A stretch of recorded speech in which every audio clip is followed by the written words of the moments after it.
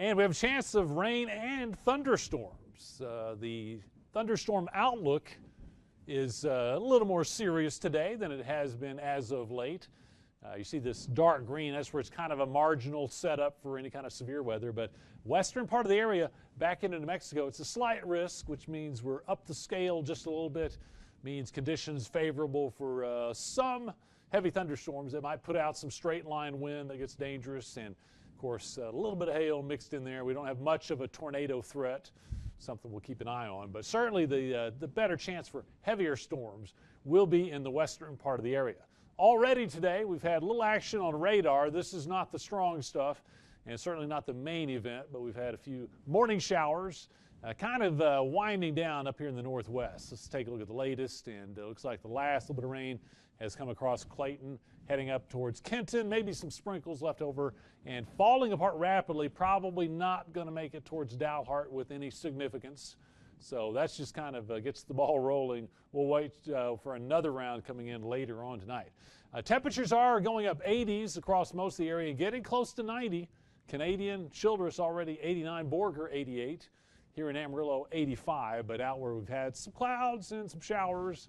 Notice Clayton kind of cool behind that little shower activity, 72 degrees. The wind today, though, out of the south and fairly healthy, 15 to 25 miles per hour. And what that's doing is bringing in pretty good supply of moisture. Dew points upper 50s, low 60s. So that means we have a lot of fuel, a lot of water vapor in the atmosphere.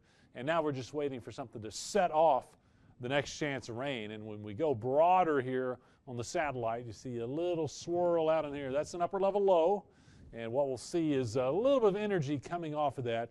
Wind fields aloft picking up a little bit, a little disturbance come through there. And at the surface, not really a strong dry line, but a little trough that will help to lift things. So everything coming together once we get that daytime heat and get into the late afternoon, early evening hours for storms to light up. Model runs are pretty remarkable out here for storms in eastern New Mexico around 5 to 6 p.m. heading off to the east. Now remember, our better chance of heavier storms will be in the initial stages. This model shows storms marching east. One thing that bothers me a little bit, we have a couple of models that are showing the split around and north of I-40. Whether or not that really comes together and splits like that, we'll have to wait and see.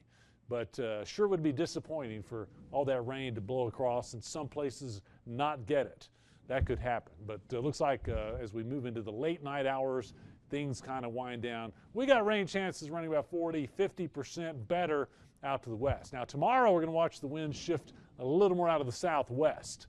And even though it's not going to dry us out completely, you'll see a little bit of a reduction in moisture. Better chances for storms tomorrow come down across the southeast. Scattered storm Shamrock, Clarendon, maybe down to Matador, Childress. We'll wait and see on that. Temperatures tomorrow, well, right back up, it looks like, into the low 90s. I know that Allie's waiting on some 80s. This may do it. This next system coming in the weekend, another chance of rain Friday night into Saturday, and I do think temperatures will drop off behind that one. 7-day supercast, though. We got some 90s heading into Friday. Storm chances tonight, southeast tomorrow. They're back for the weekend, and there's your 80s. And notice we do officially start the fall season Sunday, so that would be right on schedule to start to cool things off. Okay.